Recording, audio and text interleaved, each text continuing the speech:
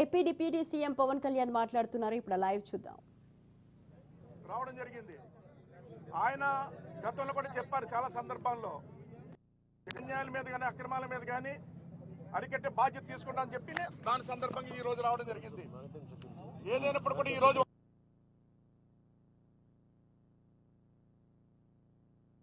ఆ రోజు మీ అందరికీ తెలుసు ఇదేదో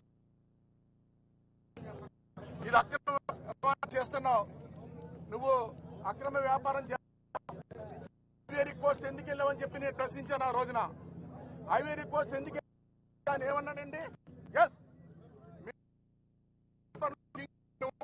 మాకు రైస్ వ్యాపారం ఐవేరీ కోస్ట్ లో గొడవలు కడుతున్నామని ఆయన అన్నారా లేదా చెప్పండి ఒకసారి. మీ మీడియాలో ఉంటుంది చూడండి. ఐవేరీ కోస్ట్ లో మేము గొడవన్స్ కడుతున్నాం. ఈరోజు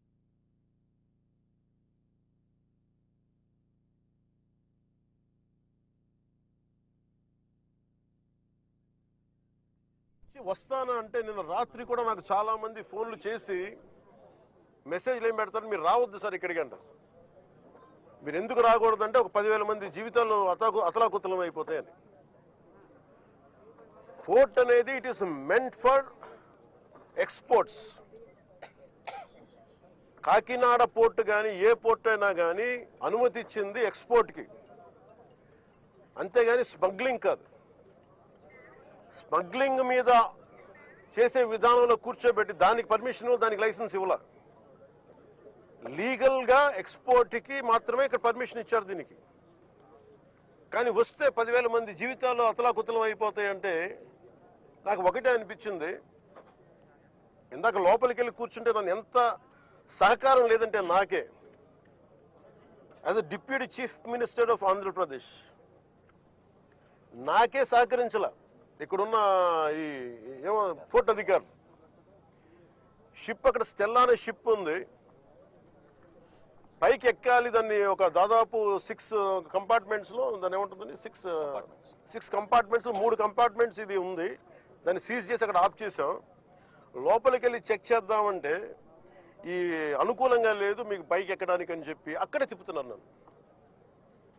ఇంత ఆబ్వియస్గా నాలాంటి వాడికి ఇంత ఆబ్వియస్గా అందరూ చూస్తుండగా, అంటే దీని వెనక ఎంత డీప్ రూటెడ్ నెట్వర్క్ పనిచేస్తాం మీ అందరికీ అర్థం.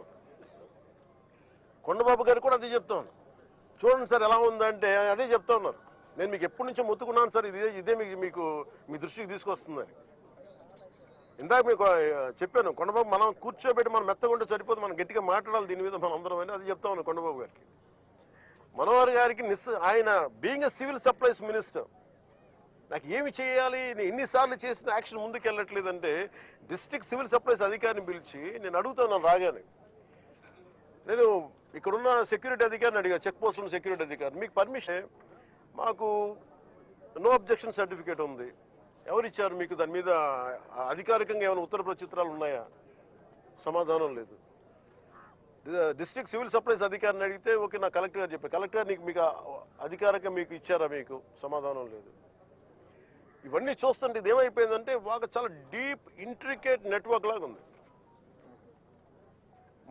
మన రాష్ట్రం మీరు చూస్తే 40,000 terrain south America that from Colombia నుంచి వైజాగ్ పోర్ట్లో దొరికింది.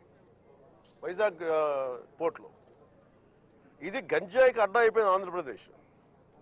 నేను లోపలికి వెళ్ళి మాట్లాడి పైకి ఎక్కాలి అంటే తిప్పుతున్నారు, అక్కడే తిప్పుతున్నారు, వెళ్ళనివ్వట్ల. నాకు ఎంత ఆశ్చర్యం అనిపించిందంటే నేను వెళ్ళి కూర్చొని మాట్లాడుతూ ఉంటే మీకు చెప్పా you will have consequences for this అని చెప్పి. నేను మీకు తర్వాత వీడియోస్ కూడా మీకు రిలీజ్ చేస్తాను. లేదు సార్ మీకు రఫ్ సీ ఉంది, మీరు వెళ్ళటానికి లేదంటే, నేను చెన్నై నుంచి వచ్చాను, నేను రఫ్ సీజ్ నాకు నా ఫ్రెండ్స్ సీమెన్స్ చాలామంది ఉండేవాళ్ళు, చాలామంది స్నేహితులు నాకు మద్రాస్ పోర్ట్లో పనిచేసేవాళ్ళు. ఎప్పుడు సరదాగా తీసుకెళ్తే అలలు పడవలోకి వచ్చి మనకి టగ్ బోట్స్లోకి వచ్చి ఇంకా ఇలాంటి బోట్లోకి వచ్చి కొట్టే సమయంలో నన్ను తీసుకెళ్లేవాళ్ళు సీమెన్. నాకు చాలా ఆశ్చర్యం అనిపించింది. అలాగే సార్ వింటున్నా వీళ్ళు కథలు ఏం చెప్తాను, అలా వింటా ఉంటే మళ్ళీ పక్క ఎదురుగా షిప్లో ఈ చిన్న బోట్లు వేసుకొని మనకి ఈ టైర్లు కట్టుకొని ఒక 2 పెట్టుకొని వాళ్ళకి దింపుకుంటా మన ఎగుమతి చేసుకుంటా ఉన్నారు. నేను వాళ్ళు చూపించాను. You are doing it in very obvious way. మీ CEO ఎవరు? ఏదో CEO పేరు చెప్పారు. దీనికి ఓనర్ ఎవరు? ఆ CEO లేడు ఇక్కడ. ఓనర్ ఎవరు అంటే ఇద్దరు పేర్లు చెప్పారు. వన్ ఈజ్ ఏదో అరబిందో వాళ్ళదంట.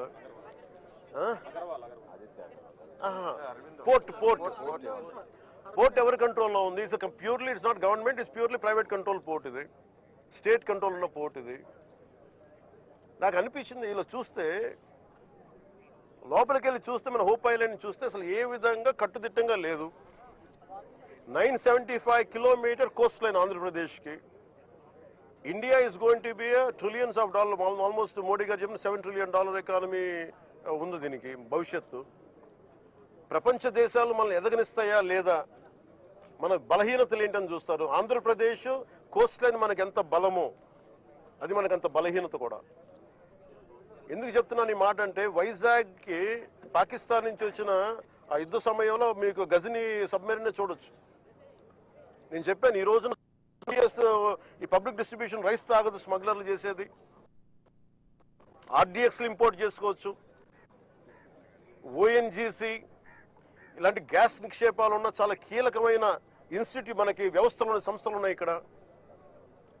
ఒక 100 కిలోల RDXని తెచ్చేసుకుని ఎవరు చూసేవాళ్ళు ఎవరు లేడు, నాదుడు లేడు. It is not just about public distribution సంబంధించిన రైస్ సంబంధించిన ఒక్కటే కాదు. ఇది మ్యారిటైమ్ సెక్యూరిటీ ఇష్యూస్ కూడా ఉన్నాయి దీనికి. మ్యారిటైమ్ సెక్యూరిటీ ఎక్కడుంది? మ్యారిటైమ్ పోలీసింగ్ ఎక్కడుంది? ఈ పోర్టు ఫ్రీ ఫర్ ఆల్ అయిపోయింది. ఉగ్రవాదులు కసాబ్ లాంటి వాడు ఎలా వచ్చాడు? ఎక్కడ మనకి కరాచీ నుంచి బోట్లో వచ్చి కాల్ చేశాడు. ఇండియాకి చాలా వల్నరబుల్ పాయింట్ అయిపోయింది మన దగ్గరకు వచ్చి ఉగ్రవాదులు వచ్చి రావడానికి. ఇది కేవలం నేను ఒక PDF ఈ పబ్లిక్ డిస్ట్రిబ్యూషన్ సిస్టమ్ రైస్ సంబంధించి ఒకటే నేను మాట్లాడలేదు. వెరీ వల్నరబుల్ ఈ పోర్ట్. ఇది ఎవరు దీన్ని పట్టించుకునే ఇది లేదు. SP గారికి నేను వెరీ బిగినింగ్ రోజున చెప్పాను. SP గారికి నేనే స్వయంగా పిలిచి చెప్పా, ఇది వల్నరబుల్గా ఉంది port, please focus on it అంటే ఇప్పుడు దాకా రిపోర్ట్ లేదు నాకు. ఇంకా కలెక్టర్ గారు ఇంకొంచెం ఇనిషియేటివ్ తీసుకొని చేయబట్టి మా మనోహర్ గారు, కొండబాబు గారు వీళ్ళందరూ కూర్చొని ఒక టీం లాగా పనిచేసి ఈ రోజు నేను పట్టుకోగలిగారు. మనకి మన సుధీర్ గారు కూడా సివిల్ సప్లైస్ చైర్మన్, ఆయన కూడా మీరు ఎంత పట్టుకున్నారండి నిన్న? ఇప్పుడు ఇది సమస్య ఎక్కడుందంటే, first public distribution system rice నిజంగా బిలో పవర్టీ లైన్లో ఉన్న వాళ్ళకి కనీసం వాళ్ళకి అవసరానికి తిండి కానీ ఇవన్నీ అందించడం, బియ్యం. అలాగే రైతుకి వాళ్ళకి స్థిరీకరణ, వాళ్ళకి స్టెబిలిటీ ఇవ్వడానికి, గిట్టుబాటు ధర ఇవ్వడానికి ప్రభుత్వం కొనే విధానం ఇది. దీనిని దాదాపు 43 రూపాయలు ఖర్చు అవుతుంది. 43 రూపాయల 50 పైసలు ఖర్చు అవుతుంది ఒక్కొక్క కిలోకి. అది గవర్నమెంట్ సబ్సిడైజ్డ్ ప్రైస్ తోటి 2 రూపాయలు జీరో. మొన్నదాకా రూపాయి 2 రూపాయలు ఉంటే ఇప్పుడు అది కూడా పూర్తి అసలు జీరో. వీళ్ళు 1300 వ్యాన్లు ఏవో పెట్టేసి గత ప్రభుత్వం, ఇదివరకన్నా వెళ్ళి రేషన్ షాప్ డీలర్ దగ్గరికి పంపించేవాళ్ళేమో, కానీ ఈ ప్రభుత్వం వచ్చాక ఇప్పుడు ఏమైపోయింది, ఆ ration direct vans has become బస్తాలు వేసుకురావడం పంపించేయడం, ఆ లబ్ధిదారులకే 300 రూపాయలు ఇవ్వడం. ఇది ఏమైపోయింది, ఇది అందరికి ఒక ఆలవాలం అయిపోయింది, సోర్స్ ఆఫ్ ఇన్కమ్ అయిపోయింది. కొన్ని వేల కోట్లు దీని నుంచి వెళ్ళిపోతూ ఉన్నాయి. దారుణంగా ఆఫ్రికా దేశాల్లో దీన్ని 70 రూపాయలకు అమ్ముతారు.